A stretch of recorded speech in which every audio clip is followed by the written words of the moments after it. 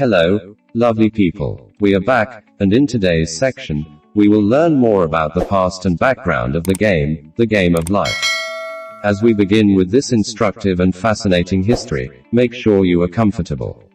The checkered game of life, popularly known as the game of life or just life, is a board game that was first developed in 1860 by Milton Bradley, and later produced by the Milton Bradley Company of Springfield, Massachusetts. The first widely played parlor game in America was the game of life. The game replicates a person's life journey from college to retirement, including jobs, marriage, and potential children. A single game might have between 2 and 6 players. The game can be played with 8 to 10 people in some variations. The contemporary edition was first released 100 years later, in 1960. Reuben Clammer, a designer of toys and video games, came up with it, and Art Linkletter heartily endorsed it. It is now a permanent part of the collection of the Smithsonian's National Museum of American History. It later spawned a book, The Game of Life: How to Succeed in Real Life No Matter Where You Land, running press by Lou Harry. Milton Bradley first developed the game in 1860 under the name The Checkered Game of Life. This was the first game made by Bradley, a successful lithographer whose most notable work up to that point had been a clean-shaven image of Abraham Lincoln that performed poorly once the subject developed his fabled beard. By the conclusion of the first year, 45,000 copies of the game had been sold. It had a strong moral message, just like many games from the 19th century, like The Mansion of Happiness by S.B. in 1843. Dice were not used in Bradley's game. Instead, a 6-sided top known as a teetotum was used. Dice were considered too similar to gambling. The gaming board resembled a modified checkerboard in many ways. To land on the excellent areas and score 100 points, the goal was to do so. Reaching happy old age, in the top right corner, opposite infancy, where one started, would net 150 points. The first contemporary version of the game of life, created by Reuben Clammer and Bill Markham, was released in 1960 to commemorate the 100th anniversary of the checkered game of life. Over the years, the game was reissued numerous times, notably in 1961, 1966, 1978, 1985, 1992, 2000, and 2005. Every edition has its own variant. This comprises 60s rendition edit The Game of Life, which the Milton Bradley Company copyrighted in 1960, differed from later versions in a few ways. For instance, there were 2 choices available whenever a player arrived in the Day of Reckoning space. First, if the player thought they had enough money to outscore everyone else, they could continue on the journey to Millionaire Acres. The second choice was to spin the wheel and place all of your bets on one number in an effort to become a millionaire tycoon. If the selected number was revealed, the player was awarded the game right away. Otherwise, they were sent to the poor farm and eliminated. The person with the highest final total won the game if no one became a millionaire tycoon. Additionally, there were instances that made a player turn around. In the event that a player landed on one of these, they were compelled to pursue the shortest path without considering any penalties or rewards. With Arthur Linkletter Esq. written next to his name on the $100,000 bills, Art Linkletter served as the version's spokesperson and provided an enthusiastic endorsement on the box's front. It was advertised as a Milton Bradley 100th anniversary game, and as a full 3D action game. As of 2022, Winning Moves markets a classic 1960s edition. 70s and 80s versions edit many monetary numbers doubled at the midpoint of this version's production. The newer version with the higher dollar numbers is the subject of this description. In the late 1980s iteration, minivans took the place of the convertibles from earlier incarnations. In the 1978 version, convertibles from the early 1960s were still in use. The poor farm became bankrupt, where losers may retire to the country and become a philosopher, and the Millionaire Acres became millionaire, where the victor could retire in style. When a player landed on one of these spots, they were compelled to pursue the quickest route and pay no mind to any penalties or benefits in doing that. just like in the 1960s edition. In the 1978 issue, The Gold Revenge, squares included the byline, "Sue for damages." 1991 edition edit. The Game of Life was revised in 1991, exactly 7 years after Hasbro bought the Milton Bradley Company, to reward players for good deeds like recycling waste and aiding the homeless by giving them life tiles that were each worth a specific amount citation needed. Players totaled their cash at the end of the game, added the amounts on the tiles, and that amount went toward the grand total.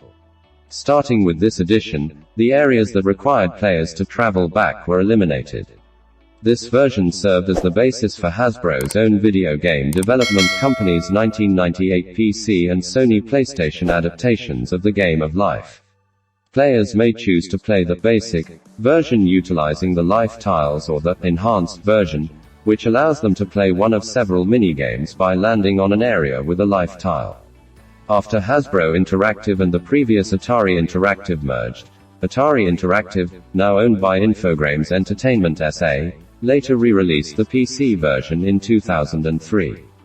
2004 iteration. In 2005, a newer version of the game with a few gameplay adjustments was published.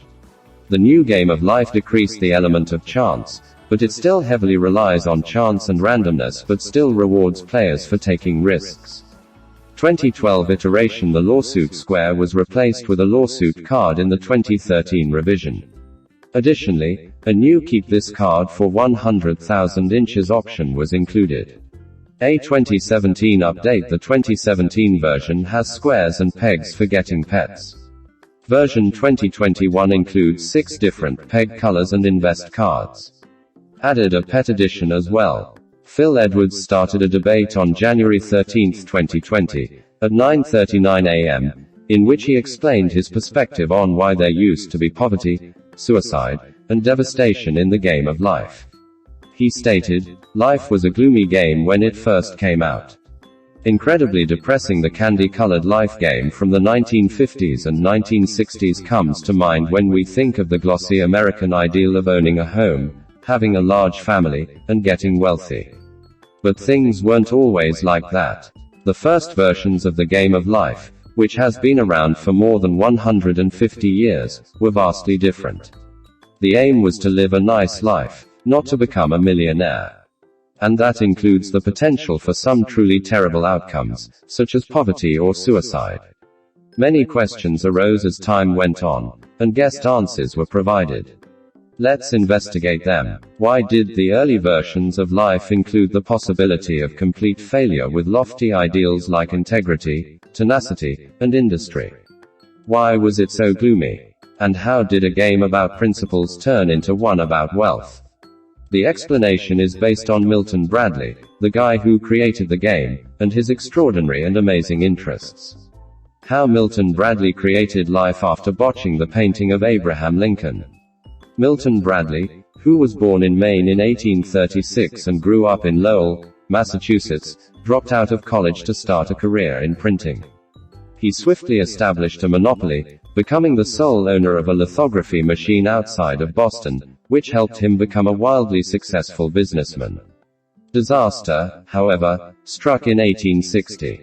Bradley had printed countless Abraham Lincoln paintings in the hopes of seeing brisk sales as a result of Lincoln's candidacy for president. Unfortunately, Lincoln developed a beard during that period, and Bradley was almost destitute when the photographs failed to sell. But from that setback came his greatest triumph.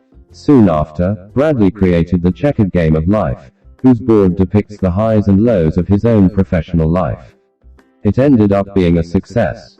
By 1861, he had sold 45,000 copies of the game and was including it in a well-liked gaming kit for soldiers serving in the American Civil War. Bradley patented the game in 1866, making him secure lots of fortune. Bradley had become a hitmaker along with his partner George Tapley. But Bradley's particular obsessions were the reason for the checkered Game of Life's extraordinary popularity. His actual desire would be supported by that easy game. Milton Bradley was a teacher with a strong moral compass. Jennifer Snyder claims that Bradley was very much a product of his day. She wrote her dissertation on Bradley's extraordinary life and is an assistant professor of art instruction at Austin Peay State University. He seemed very interesting, but in some ways was probably pretty rigid in his view of what was appropriate or not. He was a very religious man. According to Snyder, Bradley's interest in games stemmed from his work as a printmaker, but he also incorporated his other passions, learning and the pursuit of a moral existence. The moral significance of the life spinner.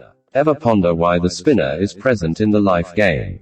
Milton Bradley didn't think dice existed because they were connected to gambling, according to Snyder.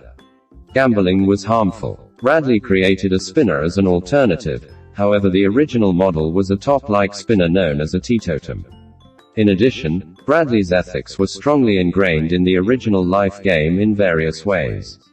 The original game did not use money, as did later iterations. Instead, it used points on squares to determine the winner.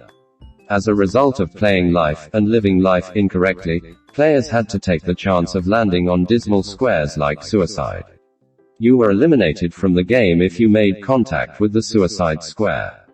Milton Bradley intended for the game of life to lead to a pleasant old age, according to Snyder.